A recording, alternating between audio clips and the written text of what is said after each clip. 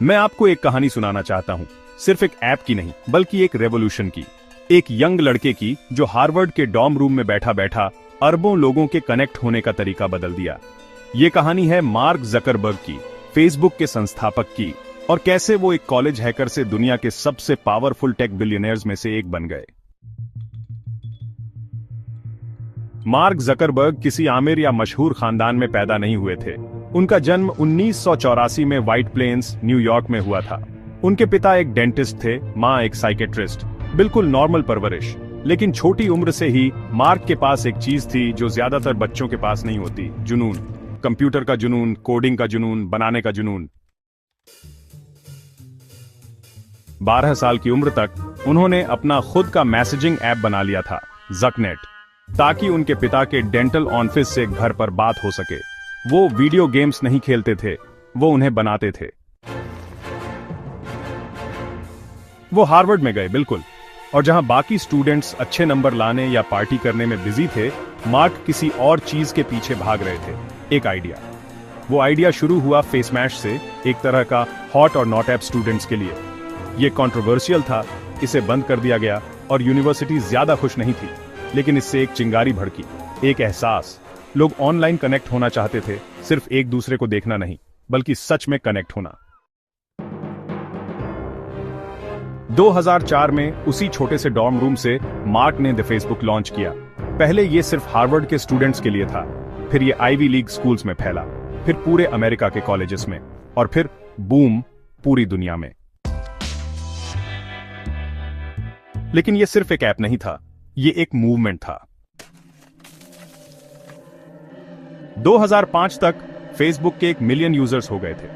2006 तक कोई भी 13 साल से ज्यादा उम्र का इसमें शामिल हो सकता था, और अचानक जो एक कैंपस के लिए बना था, वो पूरी दुनिया का डिजिटल टाउन स्क्वायर बन गया। लेकिन सफलता बिना मुश्किलों के नहीं मिली। जकरबर्ग को मुकदमों का सामना करना पड़ा, एक विंकलवॉस जुड़वां भाइयों का, जो दावा करते थे कि उसने उनका आइडिया चुराया है। उन्होंने सेटलमेंट के लिए लाखों डॉलर दिए। उनके सह संस्थापक और पुराने दोस्त एडुआर्डो सेवरिन ने उन्हें धोखा दिया, और फिर आए इन्वेस्टर्स, बोर्ड रूम्स, आगे बढ़ने का, पैसा कमाने का, राज करने का दबाव। लेकिन मार्क नहीं हिले। उन्होंने हार्वर्ड छोड़ दिया, वो सिलिकॉन वैली चले गए। वो फेसबुक में जीते, सांस लेते और खून पसीना बहाते थे, और वो एक चीज को लेकर अड़े रहे, विकास। उन्होंने कहा, move fast and break things, और फेसबुक ने ठीक वैसा ही किया। अगले 10 सालों में फेसबुक ने इंस्टाग्राम, व्हाट्सएप, ऑक्यूलस को खरीदा। जकरबर्ग सिर्फ एक सोशल नेटवर्क नहीं चाहते थे, वो एक साम्राज्य चाहते थे। 12 में फेसबुक पब्लिक हो गया। कंपनी की कीमत $104 बिलियन आंकी गई। हां, इतिहास के सबसे बड़े टेक आईपीओज में से एक। और मार्क, वो दुनिया के सबसे कम उम्र के सेल्फ मेड अरबपति बन गए। लेकिन टॉप पर होने का मतलब है निशाने पर होना।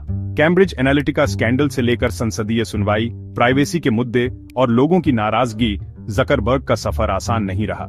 लेकिन इन सब के बावजूद वो डटे रहे, फोकस्ड रहे, बदलते रहे। यहां तक कि फेसबुक का नाम बदलकर मेटा कर दिया और मेटावर्स पर बड़ा दांव लगाया। इंटरनेट के अगले फ्रंटियर के लिए उनका विजन।